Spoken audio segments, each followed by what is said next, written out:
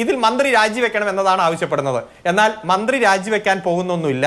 മന്ത്രിയുടെ ഒരു വീഴ്ചയോ ഗവൺമെന്റിന്റെ വീഴ്ചയായിട്ട് കാണേണ്ട. ഇന്ന് പാർട്ടിയുടെ പത്തനംതിട്ട ജില്ലാ കമ്മിറ്റി പറഞ്ഞു രാജിവെക്കേണ്ടതില്ല. ജില്ലാ സെക്രട്ടറി ആരോഗ്യമന്ത്രിക്ക് പാർട്ടി വലിയ സംരക്ഷണം നൽകും എന്നത് വ്യക്തമാക്കിയിട്ടുണ്ട്. ആരോഗ്യമന്ത്രി ഉരുട്ടിയിട്ടതാണോ എന്ന് ചോദിക്കുന്നുണ്ട് മന്ത്രി വി.എൻ. വാസവൻ. ഒരു സംവിധാനത്തിന്റെ തകർച്ച കൊണ്ട്, ആരോഗ്യമന്ത്രിയുടെ ഭാഷയിൽ തന്നെ പറയുകയാണെങ്കിൽ സിസ്റ്റത്തിന്റെ പ്രശ്നം കൊണ്ടൊക്കെ ഒരു മനുഷ്യൻ നഷ്ടപ്പെട്ടു പോകുന്ന സ്ഥലത്തു നിന്ന് ഉരുട്ടിയിട്ടതല്ലോ എന്ന് ചോദിക്കാൻ കഴിയുന്നത് കുറച്ച് കടന്ന പ്രതികരണമല്ലേ അഡ്വക്കേറ്റ് കെ സരൺകുമാർ? ഞാനതിലേക്ക് വരാം.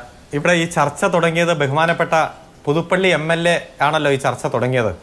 അദ്ദേഹം കോട്ടയം ജില്ലയുടെ ഡെവലപ്മെന്റ് അതോറിറ്റിയിലുള്ള ആളാണ്. അതായത് എല്ലാ MLA-മാരും ഉണ്ട്, അവിടെ നിന്നുള്ള മന്ത്രിമാരെ കളക്ടർ എല്ലാമാണ് ഡെവലപ്മെന്റ് ആസൂത്രണ സമിതിയിലുള്ളത്.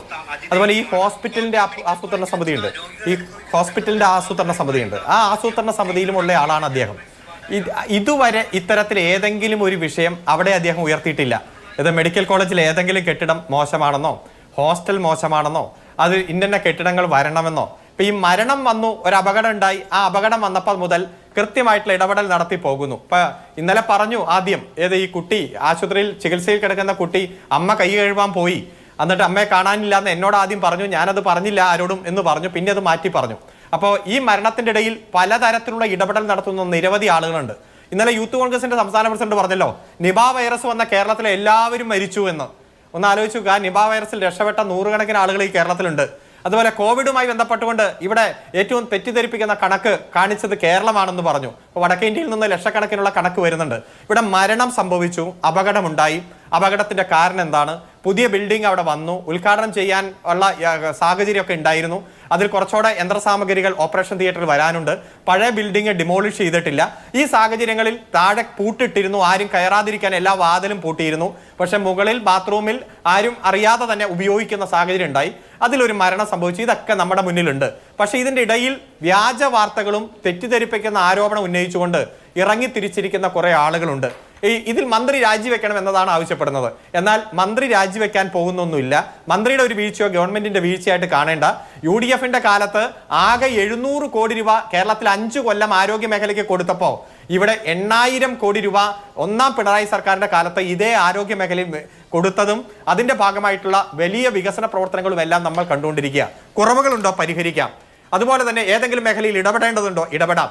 അതിന്റെ ഭാഗമായി കേരളത്തിൽ മുഴുവൻ കൊലക്കളമാക്കിക്കൊണ്ട് മന്ത്രിയെ തെരുവിൽ തടയും എന്നെല്ലാം പറഞ്ഞിറങ്ങിയാൽ അതിനെ നേരിടുമെന്ന് തന്നെയാണ് ജില്ലാ സെക്രട്ടറിയും അതുപോലെ അതിൽ പ്രതികരിച്ചവരും എല്ലാം പറഞ്ഞിരിക്കുന്നത്. എങ്ങനെയാണ് അഡ്വക്കേറ്റ് അരുൺകുമാർ, രക്ഷാപ്രവർത്തന മോഡലാണോ? അതെന്താ കാത്തിരുന്ന് കണ്ടാൽ മതി. ഇവിടെ നിപ വന്ന എല്ലാവരും മരിച്ചു എന്ന് പറയുമ്പോഴും തിരിച്ചൊരു ചോദ്യം ചോദിക്കാൻ നിങ്ങളെ കൂട്ടുള്ള മാധ്യമ പ്രവർത്തകർ തയ്യാറല്ലല്ലോ. സത്യം നമ്മുടെ മുന്നിലുണ്ടല്ലോ. സത്യസന്ധമായിട്ടുള്ള വാർത്തകൾ കണ്ടെത്തുകയും സത്യം ജനങ്ങളുടെ മുന്നിൽ തെളിയിക്കുകയാണ് മാധ്യമ പ്രവർത്തനത്തിന്റെ ഒന്നാമത്തെ ധർമ്മം. ഏതെങ്കിലും മാധ്യമ പ്രവർത്തകർ ചോദിച്ചോ ഈ നിപയിൽ എല്ലാവരും മരിച്ചു എന്ന് ഒരു പൊതുയോഗത്തിൽ ഇത്രയും മാധ്യമങ്ങളുടെ മുന്നിൽ ഒരു ഉത്തരവാദിത്തപ്പെട്ട MLA പറയുന്നത് ശരിയാണോ? അത് തെറ്റല്ലേ എന്ന് പറയാൻ നിങ്ങൾ ആരും ആർജവം കാണിക്കുന്നില്ലല്ലോ. ഈ മരണത്തിന്റെ പേരിൽ നമ്മൾ എല്ലാവരും വിഷമമുണ്ട്, ദുഃഖമുണ്ട്, ഒരിക്കലും സംഭവിക്കാൻ പാടില്ലായിരുന്നു, ഉണ്ടാവുകയാണെങ്കിൽ സ്വാഭാവികമായും അവിടെ ഉണ്ടാകുന്ന മാധ്യമപ്രവർത്തകർക്ക് അങ്ങനെയല്ലല്ലോ എന്ന് ചോദിക്കാനുള്ള ബാധ്യതയുണ്ട്. അത് എല്ലാവരുടേതും. ഇനിയിപ്പോ ദേശാഭിമാനി ഇന്നിപ്പോ എഴുതിയിരിക്കുമ്പോൾ പ്രവർത്തകരും മാധ്യമങ്ങളും ചേർന്നുള്ള നെറികെട്ട രീതി എന്നൊക്കെ പറയുന്നുണ്ട്. അതിൽ ഈ പറയുന്ന ഈ സ്ഥാപനങ്ങൾ, പാർട്ടിയുടെ കീഴിൽ പ്രവർത്തിക്കുന്ന സ്ഥാപനങ്ങൾക്കടക്കം അവരുടെയൊക്കെ മാധ്യമപ്രവർത്തകർ ഉണ്ട് എന്ന് തോന്നുന്നു അല്ലെ? അവരെങ്കിലുമൊക്കെ കുറഞ്ഞ പക്ഷം ചോദിക്കേണ്ടതായിരുന്നു എന്നുള്ള പക്ഷം തന്നെയാണ് എന്റേതും. അങ്ങനെ ഒരു കണക്കുണ്ടോ എന്നുള്ളത് ചോദിക്കേണ്ടത് തന്നെയായിരുന്നു എന്ന പക്ഷം തന്നെയാണ് എന്റേതും. Advocate K. സരൺകുമാർ.